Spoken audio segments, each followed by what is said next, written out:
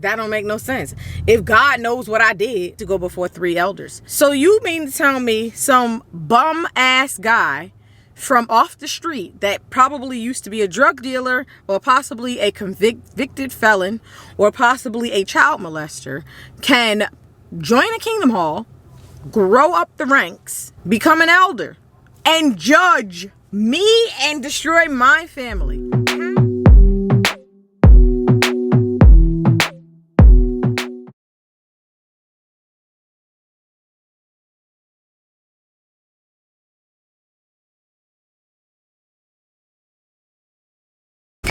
Hey guys, welcome back to my channel.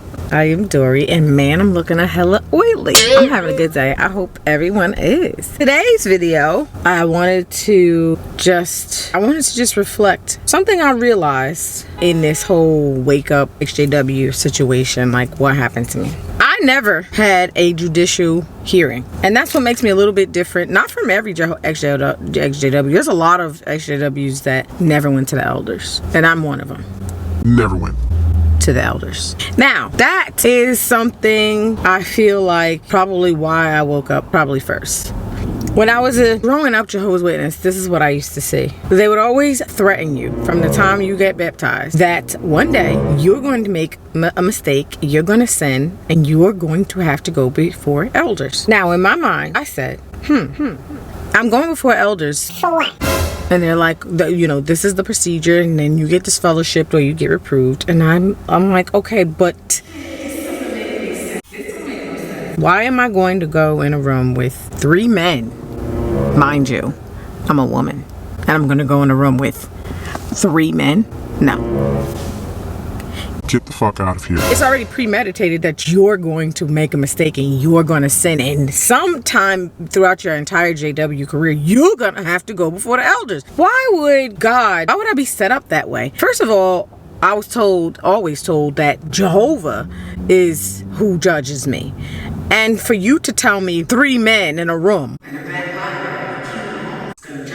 that doesn't make any sense. Furthermore, I'm a woman. I don't think it's safe, or has ever been safe, for any woman to go in a room with 3 men alone and trust that Jehovah's Holy Spirit is in that room.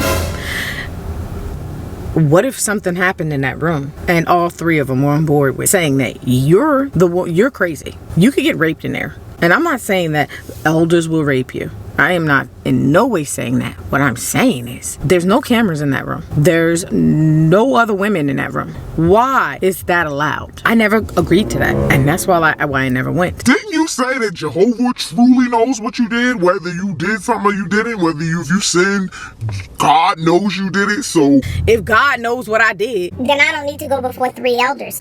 And furthermore, I've seen elders just come from off the street, and some of them were recruited out of jail, become an elder, and judge me and destroy my family. how Is that possible?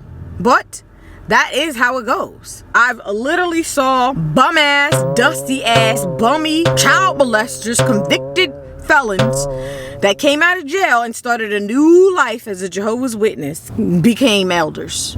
Because basically when you join a cult like the Jehovah's Witnesses in jail, because they recruit a lot of convicted felons out of jail, the Jehovah's Witness organization goes and proselytizes to men only as far as I know, in jail. So how in God's green earth do you think that I'm going to be okay with going in a room with 3 men, some of them convicted pedophiles and whatever, and tell them my personal sex story? And you expect me to believe that they're not going to get any type of erection or anything off of my sex story? Women, I ask you, this question is basically for women. How do you trust something like that? I never felt comfortable, and I never had a judicial committing because I do not trust flesh and blood men with penises. And I don't know, I guess they have the women under of the Jehovah's Witness organization under such control that they have them like that. And I was just that girl, that woman that was like, I'm not with it. I'm not with it. So when I got in trouble with my mother and my father, and they were like, oh, it was like this big decision as to, it was like literally the Jehovah's Witness parents serve their children to the elders. Some of them go in the room with the children if they're under the age, I want to say, of maybe 18 or 16. The parents should be in a room. But if you're over 18 and you're a female or a woman, you go in a room with 3 men by yourself. I just never trusted that.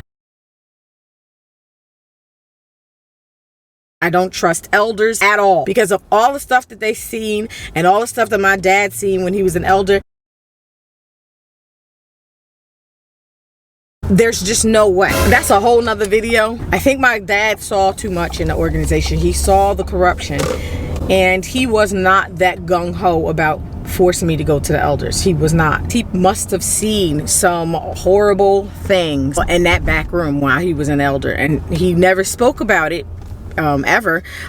But I could tell like he just was not with it. And basically what I mean by that is the girl was just lucky that they deleted my dad. I was very lucky that my dad got deleted because he was kind of a little bit bitter. He was just kind of over them because of what they did. Because one thing you got to understand is when they're done with you, if an elder messes up or he's on a CSA case and he makes one wrong move or two. In my father's case, he made, I guess, a few. They didn't think he had, I don't know I think they think that they felt like he didn't have control over my mother, who was very much out of control. So I don't know if it was the CSA case, but he was also I was thankful that he was in sort of a bitter mood, because he kind of just was not with, him being a former elder. He felt like, oh, my child don't need to go to no elders because I'm an elder. He was just not with it. He was like, nope. My daughter is not going to them. If my daughter has any problems, she coming to me. And for that, I am truly grateful because I was able to be the one spared and the one who got away and got out of that fucking cult. Thank God for my dad. That's probably the only thing he did do was save me from the elders. That's all I can attest to. And I probably am the only child in my family that never had a judicial hearing. It wasn't necessary for me. I literally think they wanted me to have a judicial hearing so the brothers can interrogate me and threaten me and strip me of all dignity. They basically peel women back like bananas in that room. And basically you're in a room with 3 men, basically butt naked, because they're going to ask you such graphic details, and most people will say, well, how do you know? You weren't never in there. Okay, I've asked a bunch of people, how was the experience in there? And although they're really supposed to not talk about it, I was told what was going on in there. And I said to even some of my siblings, how the fuck did you not just get up and leave? But I guess being so heavily indoctrinated and so brainwashed, you're being abused and you don't even know it. It's the same as when a parent molests a child. A child doesn't know.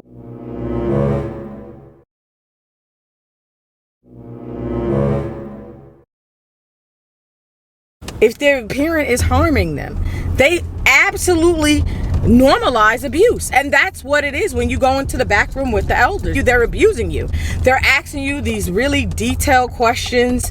How far it went in, who touched who first, did they fondle your breastises, did you perform oral sex? You might as well take my clothes off and put me in a room butt naked with all 3 elders and ask me those questions, because that's exactly what you're doing. You basically are psychologically raping. So for me, when it came time that I was accused of loose conduct or being with little boys in school, regular little normal shit, I had made up my mind I was not going in any rooms with any men other than my father. Because those men don't know you. They don't care about you, and if they don't like you, you're even more screwed. And you are not going to sit up here and tell me that sisters that go in that room that are faced with being disfellowshipped or faced with being disciplined, you're not going to tell me a bunch of imperfect people don't be sitting up there doing side job, if you know what I mean. So don't sit up here and be telling me this is some perfect organization when it is ran by imperfect men that have penises, that have needs, that are sexually repressed. And you want me to believe that some quote unquote men of God, when some of them are juveniles that they recruited out of jail, many of them are ex-cons, ex-military men, men that don't have all their marbles. Some of them got PSTD. A lot of them are not psychologically well. And they are not educated. You are not going to tell me that I'm going to go in the room and tell my sexual business to them. So that's why I've never had a judicial committee, and I never planned on having one. My mother also sent them to go and spy on me. She also tried, and it was mainly my mother trying to get them to spy on me.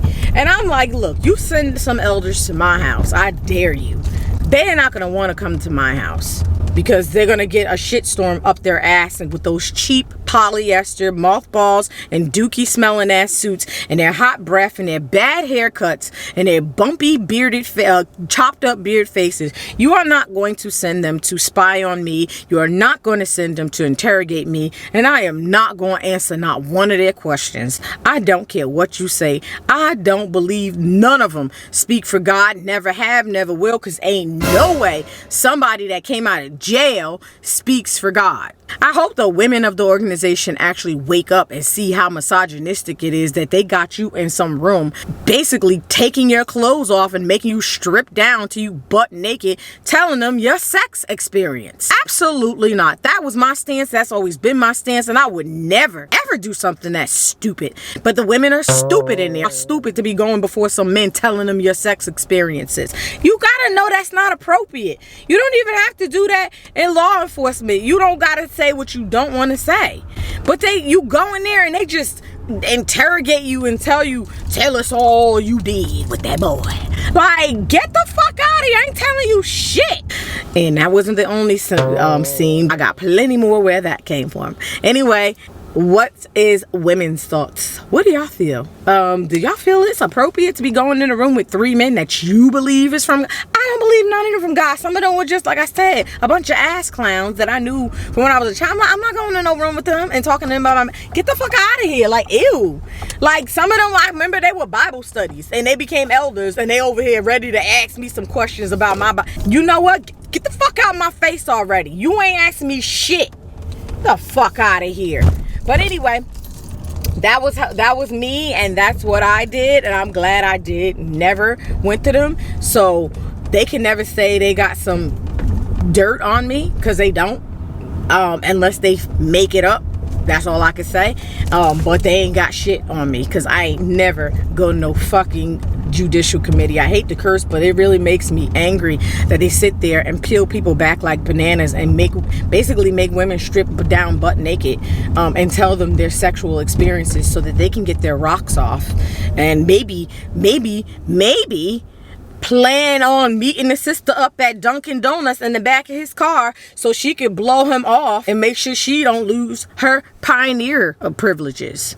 Don't get me started on the corruption that is in that organization. It ain't just no damn CSA. It ain't no damn CSA. It's a bunch of other sick things going on with people messing with people's husbands and all kinds of corruption, because you talking about people here, and this is where we go back to people are people. You know, people are people. I don't give a damn where you are. At the end of the day, people are people, and things be going down. Drop some corrupted, juicy, horrible things that you probably heard about the, going on in the organization, because you ain't gonna tell me that I'm the only one that thinks this way. I put 2 and 2 together. I said, wait a minute, this ain't nothing but an organization full of imperfect people doing scandalous things to maintain their names and their little cliques and their little friendship groups or whatever.